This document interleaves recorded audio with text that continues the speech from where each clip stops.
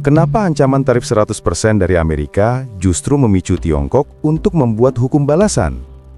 Benarkah ini babak baru perang dagang hukum? Berita terkini yang mengungkap dimensi hukum dari perang dagang datang dari Kementerian Perdagangan Tiongkok. Sumbernya dari Antara News dengan judul asli, Cina jawab ancaman pengenaan tarif 100% oleh AS, dirilis pada 13 Oktober 2025. Ini bukan lagi sekedar menaikkan harga televisi atau mobil kawan. Ketika Presiden Amerika Serikat Donald Trump mengancam penerapan tarif 100% atas seluruh impor dari Tiongkok, respons Beijing sangatlah terukur dan strategis. Tiongkok mengancam akan menggunakan instrumen hukum balasan, termasuk Undang-Undang Sanksi Anti-Asing. Faktanya, Tiongkok menegaskan bahwa kebijakan tarif sepihak AS adalah pelanggaran serius terhadap prinsip perdagangan bebas global. Ancaman balasan Tiongkok ini bukan hanya soal tarif, tetapi soal menggunakan hukum sebagai senjata. Sebuah strategi yang membuat perusahaan-perusahaan global panik dan mencari perlindungan hukum lintas negara. Pertanyaannya begini, mengapa Undang-Undang Sanksi Anti-Asing ini jauh lebih ditakuti perusahaan global daripada tarif dolar? Dan yang paling penting, apa konsekuensi etis dari penggunaan hukum sebagai alat pembalasan politik? Dan bagaimana dampaknya terhadap keadilan global dan tatanan moneter internasional? Mari kita bedah tuntas. Untuk memahami perlawanan Tiongkok, kita harus melihat bagaimana Amerika Serikat selama puluhan tahun telah menggunakan hukumnya sendiri sebagai senjata hegemoni. Sebuah praktik yang kini dipelajari dan ditiru oleh Beijing.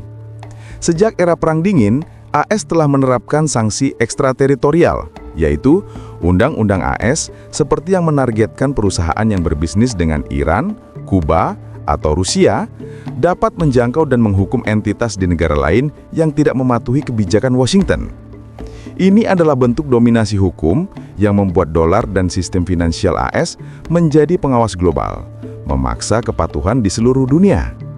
Tiongkok setelah bertahun-tahun menjadi korban dari daftar hitam ekspor AS yang menargetkan Huawei, ZTE, dan entitas teknologi lainnya, akhirnya memutuskan untuk melawan dengan senjata yang sama, Undang-Undang Sanksi Anti-Asing atau Anti-Foreign Sanctions Law atau AFSL.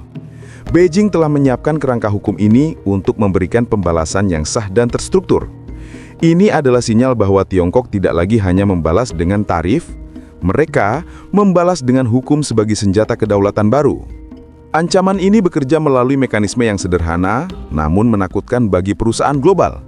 Ketika AS mengancam tarif 100%, Tiongkok membalas dengan mengingatkan dunia bahwa jika perusahaan global menaati sanksi AS, misalnya berhenti menjual chip canggih ke Tiongkok, maka perusahaan tersebut berpotensi melanggar undang-undang Tiongkok dan menghadapi hukuman di pasar Tiongkok yang sangat besar. Ini menempatkan perusahaan-perusahaan di seluruh dunia, mulai dari Bank Eropa, produsen chip Korea Selatan, hingga perusahaan logistik global di posisi terjepit yang tak terhindarkan.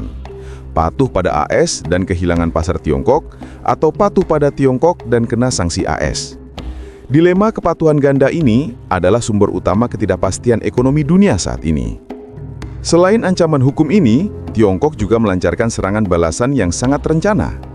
Mereka mulai mengenakan biaya pelabuhan tambahan kepada kapal-kapal AS, memindahkan konflik dari barang ke jasa logistik, tulang punggung perdagangan global. Mereka juga mengancam membatasi ekspor mineral kritis atau logam tanah jarang, bahan baku yang sangat dibutuhkan AS untuk chip semikonduktor, magnet permanen, dan teknologi militer. Ini adalah serangan multidomen yang menunjukkan bahwa Tiongkok telah belajar menggunakan semua instrumen kedaulatannya, hukum, logistik, dan sumber daya alam untuk melawan hegemoni AS. Sebuah strategi yang jauh lebih canggih daripada sekedar perang tarif. Namun di balik langkah-langkah ini, tersembunyi pertanyaan moral yang jauh lebih besar. Apakah hukum boleh dijadikan alat pembalasan politik? Apakah keadilan masih bisa tegak ketika hukum dijalankan bukan untuk mencari kebenaran, melainkan untuk memperkuat posisi tawar suatu negara di arena geopolitik? Kita harus melihat secara kritis mengapa hukum dagang global telah sampai pada titik di mana hukum menjadi senjata, bukan penengah. Prinsip moralitas yang harus kita junjung di sini adalah keadilan sejati menuntut hukum yang adil, bukan hukum yang dirancang untuk menindas atau memaksa kepatuhan. Tiongkok menuduh AS telah menyalahgunakan hak istimewa reserve currency dolar dan dominasi teknologinya untuk memaksakan kehendak. Kritik ini memiliki dasar etis yang kuat. Penggunaan sanksi sepihak oleh AS tanpa mandat multilateral dari PBB atau WTO adalah bentuk kezuliman geopolitik yang merusak tatanan yang seharusnya netral dan adil. Namun, di sisi lain, kita juga tidak boleh menutup mata terhadap potensi penyalahgunaan dari pihak Tiongkok. Meskipun mereka mengklaim sedang melawan dominasi AS, hukum balasan yang lahir dari semangat perlawanan juga beresiko menjadi instrumen kekuasaan baru. Undang-undang yang dirancang untuk membalas dendam bisa dengan mudah tergelincir menjadi alat kontrol domestik dan diplomatik. Dalam politik internasional, niat baik seringkali berubah menjadi justifikasi untuk tindakan yang represif. Apabila hukum digunakan untuk melindungi kepentingan nasional secara ekstrim, maka prinsip universalitas hukum internasional akan terkikis.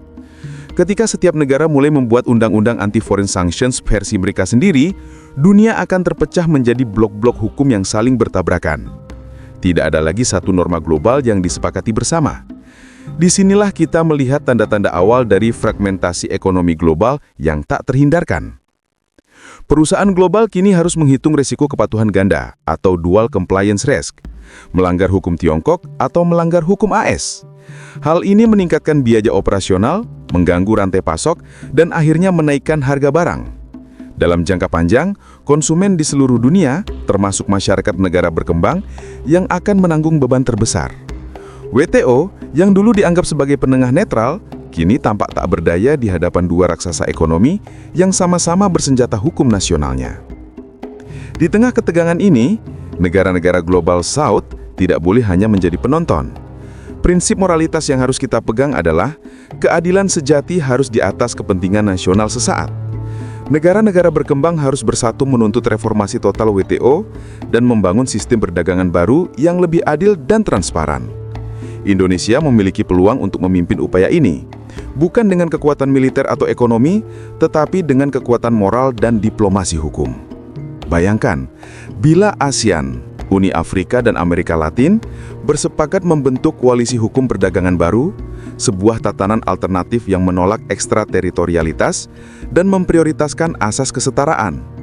Dunia memerlukan kodifikasi etika hukum global baru, di mana hukum tidak lagi menjadi instrumen adu kekuasaan, melainkan penjaga keseimbangan antar bangsa.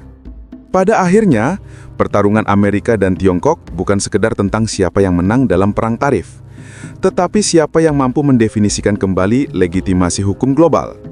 Perang dagang hukum ini menguji batas antara kedaulatan nasional dan keadilan universal. Jika hukum terus digunakan sebagai senjata, maka suatu hari hukum itu sendiri akan kehilangan legitimasi moralnya.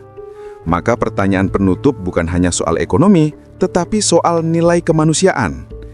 Apakah dunia akan terus membiarkan hukum menjadi alat politik para adikuasa, atau berani merebut kembali hukum sebagai pelindung keadilan sejati bagi semua bangsa?